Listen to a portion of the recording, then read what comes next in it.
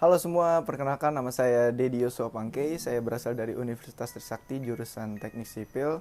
Pada kali ini saya ingin mempresentasikan cara proses pelaksanaan pondasi tiang pancang dan pondasi tiang bor. Selanjutnya saya ingin menjelaskan pengertian dari pondasi itu sendiri. Pondasi adalah suatu bagian dari konstruksi bangunan yang berfungsi untuk menempatkan bangunan dan meneruskan beban yang disalurkan dari struktur atas ke tanah dasar pondasi yang cukup kuat menahannya tanpa terjadinya differential settlement pada sistem strukturnya. Untuk memilih tipe pondasi yang memadai, perlu diperhatikan apakah pondasi itu cocok untuk berbagai keadaan di lapangan dan apakah pondasi itu memungkinkan untuk diselesaikan secara ekonomis sesuai dengan jadwal kerjanya. Hal-hal berikut perlu dipertimbangkan dalam pemilihan tipe pondasi. Yang pertama, keadaan tanah pondasi. Yang kedua, batasan-batasan akibat konstruksi di atasnya atau upper structure. Yang ketiga, keadaan daerah sekitar lokasi. Yang keempat, waktu dan biaya pekerjaan. Yang kelima, kokoh, kaku, dan kuat. Selanjutnya, pengertian dari pondasi tiang pancang. Pondasi tiang pancang adalah salah satu jenis pondasi yang biasa digunakan untuk membangun rumah skala kecil ataupun bangunan besar, seperti perkantoran dan hotel. Tiang pancang sebagai pondasinya yang utama disebut juga sebagai reinforced concrete pile, yaitu material beton bertulang dengan kekuatan yang sangat baik. Selanjutnya, kegunaan pondasi tiang pancang. Tiang pancang akan menjadi tumpuan beban utama dari bangunan dan akan disalurkan ke dalam tanah dalam jumlah yang seimbang. Pondasi ini juga digunakan sebagai penahan gaya desakan ke atas yang disebabkan oleh pergeseran tanah yang tidak stabil. Selain itu juga, pondasi tiang pancang akan berguna dalam menempatkan dan membuat kaku struktur tanah agar getaran yang masuk ke dalam bangunan bisa menjadi berkurang secara drastis dan meningkatkan keamanan secara struktural. Selanjutnya saya akan menjelaskan beberapa alat-alat pondasi tiang pancang. Yang pertama ada drop hammer. Drop hammer berfungsi sebagai palu yang memukul tiang pancang agar menancap sempurna pada tanah yang akan menjadi dasar dari bangunan yang dibangun. Bentuk alat ini menyerupai palu yang diletakkan pada bagian atas tiang. Selanjutnya ada diesel hammer. Diesel hammer merupakan alat dengan kinerja paling sederhana di antara alat-alat lain yang digunakan untuk memasang tiang pancang. Bentuknya berupa silinder dengan piston atau ram yang berfungsi untuk menekan tiang pancang. Selanjutnya ada hydraulic hammer. Alat pemasang tiang pancang yang satu ini menggunakan prinsip perbedaan tekanan pada cairan yang ada di dalam alat. Dengan menggunakan perbedaan tekanan ini, maka alat ini dapat memberikan tekanan pada tiang pancang agar mampu terpasang dengan baik. Yang terakhir ada vibratory pile drive. Alat ini menggunakan getaran untuk memasang tiang pancang. Di dalam alat ini terdapat beberapa batang yang berada pada posisi horizontal. Selanjutnya saya ingin menjelaskan metode pelaksanaan dari pondasi tiang pancang. Yang pertama, alat pancang ditempatkan sedemikian rupa sehingga S-hammer jatuh pada patok titik pancang yang telah ditentukan. Selanjutnya, tiang pancang diangkat pada titik angkat yang telah disediakan pada setiap lubang. Ketiga, tiang didirikan di samping driving lead dan kepala tiang dipasang pada helmet yang telah dilapisi kayu sebagai pelindung dan pegangan kepala tiang. Yang keempat, ujung bawah tiang didudukkan secara cermat di atas patok pancang yang telah ditentukan. Yang kelima, penyetelan vertikal tiang dilakukan dengan mengatur panjang backstay sambil diperiksa dengan water pass sehingga diperoleh posisi yang betul-betul vertikal. Sebelum pemancangan dimulai, bagian bawah tiang diklem dengan center gate pada dasar diving lead agar posisi tiang tidak bergeser selama pemancangan, terutama untuk tiang batang pertama. Yang terakhir, pemancangan dimulai dengan mengangkat dan menjatuhkan hammer secara kontinu ke atas helmet yang terpasang di atas kepala tiang. Selanjutnya, saya ingin menjelaskan tentang pondasi tiang bor. Pondasi board pile atau pondasi tiang bor adalah jenis pondasi dengan desain berbentuk tabung yang berfungsi meneruskan beban bangunan ke lapisan tanah keras. Pondasi board pile juga sering disebut di lapangan sebagai pondasi bor pile. Pondasi ini digunakan untuk memindahkan beban berat bangunan ke tanah atau lapisan batuan yang lebih keras. Bor pile dilaksanakan dengan metode pengeboran kontinu dengan getaran rendah. Dapat digunakan untuk pondasi dan pengamanan pondasi bor pile. Pondasi ini digunakan untuk memindahkan beban berat bangunan ke tanah atau lapisan batuan yang lebih keras. Bor pile dilaksanakan dengan metode pengeboran kontinu dengan getaran rendah. Dapat digunakan untuk pondasi dan pengamanan bangunan serta untuk stabilisasi lereng. Selanjutnya saya menjelaskan kegunaan pondasi tiang bor. Pemasangannya tidak menciptakan gangguan suara ataupun getaran karena prosesnya dilakukan secara manual dan tidak menggunakan mesin. Jadi, selama proses pemasangan berlangsung, lingkungan di sekitar proyek tidak terganggu dan proses ini juga tidak berisiko terhadap bangunan yang terletak di sekitar tempat tersebut.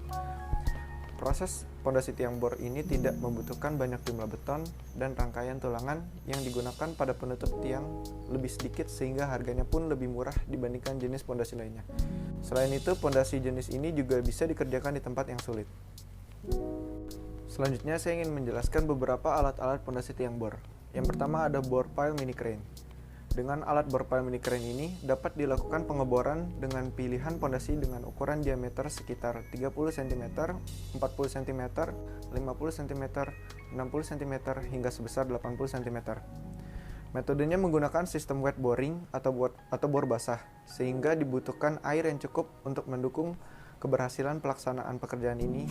Juga dapat berguna 50 cm, 60 cm hingga sebesar 80 cm.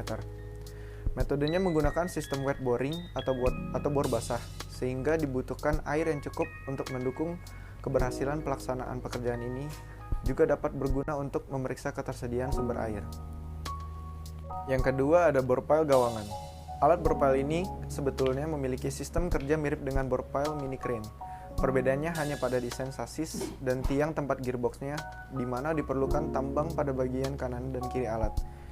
Ini juga yang harus dikaitkan ke tempat lain yang kokoh untuk menjaga keseimbangan alat supaya pengeboran tidak melenceng. Yang terakhir ada stress pile. Menggunakan stress pile ini harus menggunakan tenaga manual untuk memutar mata bornya karena menggunakan metode bore pile kering. Alat tersebut lebih praktis karena komponennya simpel, ringkas, dan mudah dioperasikan serta tidak bising saat pengerjaan. Kekurangannya karena keterbatasnya pilihan diameter, yaitu hanya mampu menggali dengan diameter 20, 25, 30, dan 40 cm. Hal ini karena berhubungan dengan tenaga penggeraknya yang hanya tenaga manusia yang relatif lebih kecil saat pengerjaan. Kekurangannya karena keterbatasnya pilihan diameter, yaitu hanya mampu menggali dengan diameter 20, 25, 30, dan 40 cm. Hal ini karena berhubungan dengan tenaga penggeraknya yang hanya tenaga manusia yang relatif lebih kecil dari tenaga mesin. Jadi, cara ini kebanyakan digunakan untuk bangunan skala kecil. Selanjutnya, saya akan menjelaskan metode pelaksanaan pondasi tiang bor. Yang pertama ada proses pengeboran. Proses pengeboran ini ada dua. Yang pertama pengeboran dengan sistem bor kering dan juga pengeboran dengan sistem bor basah. Yang pertama pengeboran dengan sistem bor kering. Tanah dibor dengan memakai mata bor spiral atau auger dengan cara memutar mata bor dan diangkat setiap interval 0,5 meter. Hal ini dilakukan berulang-ulang hingga kedalaman yang ditentukan. Selanjutnya pengeboran dengan sistem bor berair. Metode basah umumnya dilakukan bila pengeboran melewati muka air tanah, sehingga lubang bor selalu longsor bila dindingnya tidak ditahan.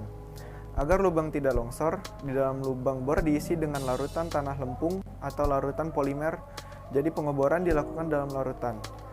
Jika kedalaman yang diinginkan telah tercapai, lubang bor dibersihkan dan tulangan yang telah dirangkai dimasukkan ke dalam lubang bor yang masih berisi cairan atau larutan polimer. Jadi pengeboran dilakukan dalam larutan. Jika kedalaman yang diinginkan telah tercapai, lubang bor dibersihkan dan tulangan yang telah dirangkai dimasukkan ke dalam lubang bor yang masih berisi cairan bentonite atau polimer. Adukan beton dimasukkan ke dalam lubang bor dengan pipa tremi. Larutan bentonite akan terdesak dan tersangkut ke atas oleh adukan beton. Larutan yang keluar dari lubang bor ditampung dan dapat digunakan lagi untuk pengeboran di lokasi selanjutnya. Yang kedua ada pembersihan lubang bor. Lubang bekas bor kemudian dibersihkan dengan alat pembersih khusus dengan ukuran yang sesuai dengan diameter lubang yang dibor. Pembersihan lubang bor ini dilakukan untuk membersihkan lumpur dan tanah bekas galian yang masih tersisa di dalam lubang.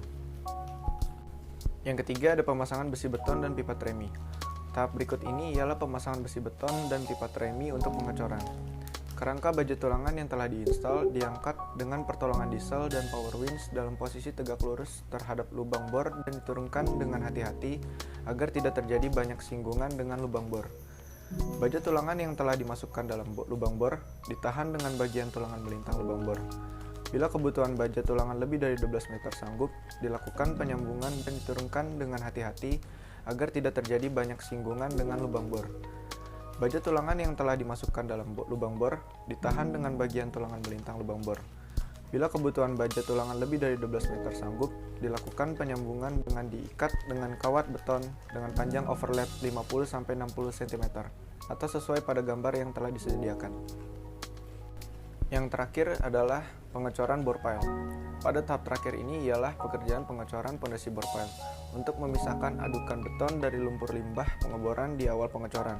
Maka digunakan kantong plastik yang diisi adukan beton dan diikat dengan kawat beton, kemudian digantung di bab dalam lubang tremi 1 meter ke bawah dari corong pipa tremi. Setelah persiapan pengecoran selesai, beton selam 18 cm kurang lebih 2 cm ditampung di dalam corong tremi dan ditahan oleh bola plastik yang berisi adukan beton. Sesudah cukup penuh, bola kantong plastik dilepas sehingga beton mendorong lumpur yang ada di dalam lubang tremi. Pengecoran dilakukan secara terus-menerus untuk menghindari kemacetan pada pipa tremi dan ditahan oleh bola plastik yang berisi adukan beton. Sesudah cukup penuh, bola kantong plastik dilepas sehingga beton mendorong lumpur yang ada di dalam lubang tremi. Pengecoran dilakukan secara terus-menerus untuk menghindari kemacetan pada pipa tremi. Dengan sistem tremi ini, pengecoran dimulai dari dasar lubang dengan mendorong air atau lumpur dari bawah menuju keluar lubang. Berikut adalah sumber-sumber untuk bahan dari presentasi saya. Sekian presentasi dari saya. Jika ada pertanyaan yang ingin ditanyakan, bisa ditanyakan melalui kolom komentar di bawah ini. Sekian, terima kasih.